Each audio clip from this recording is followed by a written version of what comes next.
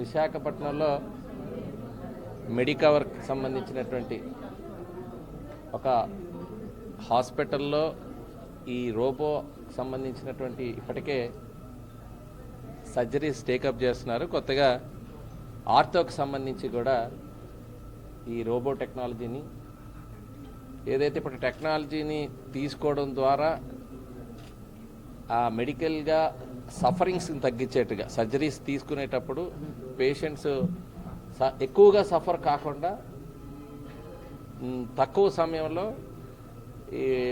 ఏదైతే ఈ మెడికల్లీ మనకి ఉండేటువంటి వైద్యం అందించడానికి పేషెంట్స్కి చాలా అనువుగా మన ప్రాంతంలో రావడం, ఈ సర్జరీస్ ఎక్కడో ఉన్నాయని అక్కడికి వెళ్ళే పరిస్థితి కాకుండా ఉత్తరాంధ్రలో ఈ సదుపాయాలు రావటం ప్రత్యేకంగా మెడికవర్ వారిని అభినందిస్తున్నాను. మీరు కంట్రీలోనే ఎక్కువ సర్జరీస్ చేసినటువంటి రికార్డు కూడా మెడికవర్కి ఉంది, ఇప్పుడే చెప్పడం జరిగింది. ఇప్పుడు ఆర్టిఫిషియల్ ఇంటెలిజెన్స్ ఎట్లాగూ హెల్త్లో కూడా అనేక రిఫార్మ్స్ వస్తున్నాయి. అందులో భాగంగా ఇప్పుడు ఇంతకుముందు వైద్యం చేయించుకోవాలంటే విశాఖపట్నంలో ముఖ్యంగా ఉత్తరాంధ్ర వాసులకి మరి ఏదైనా క్రానిక్ ఇష్యూస్ వస్తే వేరే పెద్ద సిటీస్కి వెళ్ళాలి అనేటువంటి ఆలోచన ఉండేది. ఇప్పుడు అత్యంత పెద్ద సిటీ విశాఖపట్నం కావటానికి ఇలాంటి సదుపాయాలు మన హాస్పిటల్స్లో మన ప్రాంతంలో రావటం అనేటువంటిది డెఫినెట్గా స్వాగతించాల్సిన అంశం.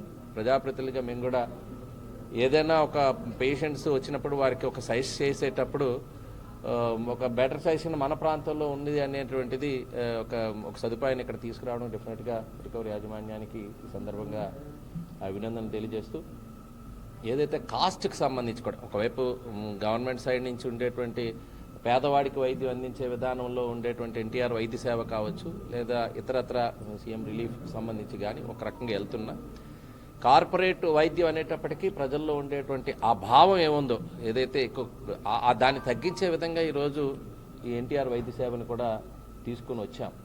ఇప్పుడు ఆ రకంగానే రాబోయే కాలంలో కూడా ఈ టెక్నాలజీని జోడించేటువంటి వైద్యం అందించినప్పుడు డెఫినెట్గా అందరికీ కూడా ఆ సఫరింగ్స్ తగ్గటమే కాకుండా ఆ వ్యాధి నయమయ్యేటువంటి పరిస్థితి ఎర్లీగానే వస్తుంది.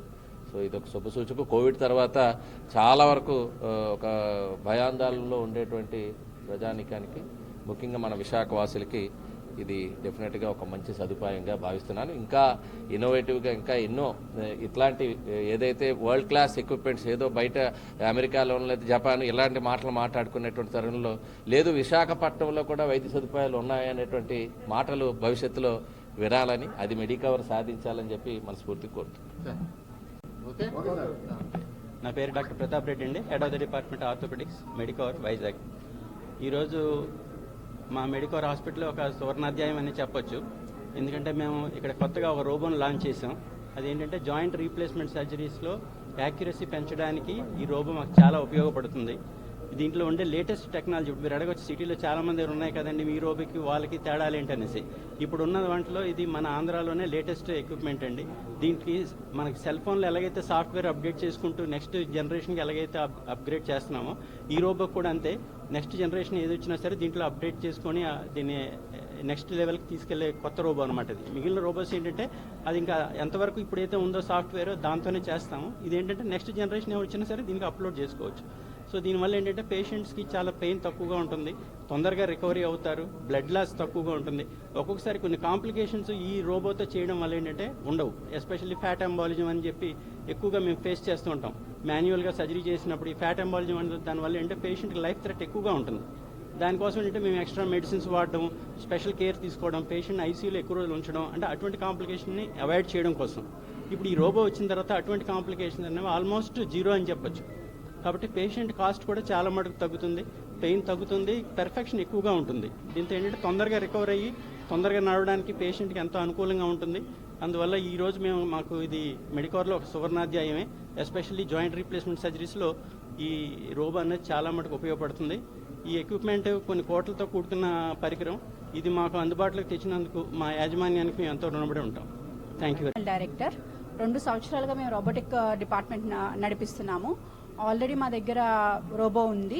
రోబో యొక్క గొప్పదనం ఏంటంటే మినిమల్గా మీకు ఇన్సిషన్ ఇస్తుంది అనమాట. దానివల్ల బ్లడ్ లాస్ ఉండదు.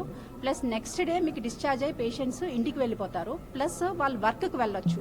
మేజర్గా ఫీమేల్స్ ఎవరైతే వర్కింగ్ ఉంటారో వాళ్ళ ఇంట్లో వాళ్ళు వంట పని చేసుకోవచ్చు, ఆఫీస్కి వెళ్ళొచ్చు. మేల్స్ అయితే ఆఫీస్కి జాయిన్ అవ్వచ్చు. సో 2 yearsగా మేము రోబోటిక్ ప్రోగ్రామ్ రన్ చేస్తున్నాము.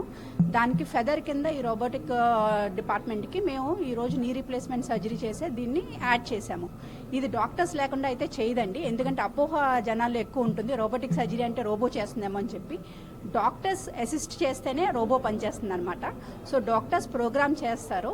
సో ఎలా చేయాలి అని చెప్పి సో ప్రోగ్రామ్ చేసినప్పుడు వాళ్ళు చేస్తుండగానే అసిస్టెంట్స్తో రోబోట్ అనేది పనిచేస్తుంది.